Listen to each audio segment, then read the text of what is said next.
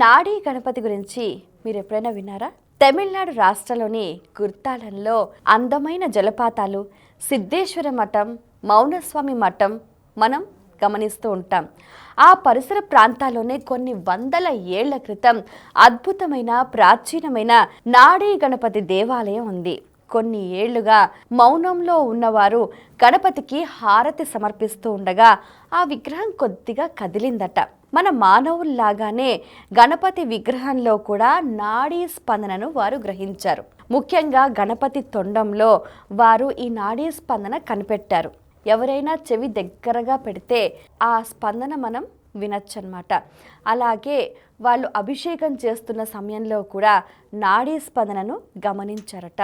అలాగే గణపతి తొడలలో కూడా నాడీ స్పందన చాలా స్పష్టంగా తెలుస్తుంది అని అక్కడి అర్చకులు తెలియచేశారు. అంటే దీనివల్ల అర్థమైన విషయం ఏమిటి అని అంటే, ఒక విగ్రహంలో నాడీ స్పందన ఉంది అని అంటే సజీవ కళ ఉంది అన్నట్టే, జీవం ఉన్నట్టే లెక్క. మరి అటువంటి అద్భుతమైన ఆ సజీవ నాడీ గణపతిని ప్రతి ఒక్కరూ దర్శిస్తే ప్రతి ఒక్క మానవుడిలో ఉన్న నాడీ మండల వ్యవస్థ శుద్ధి అవుతుందని, ఆరోగ్యం సిద్ధిస్తుందని ప్రతీతి.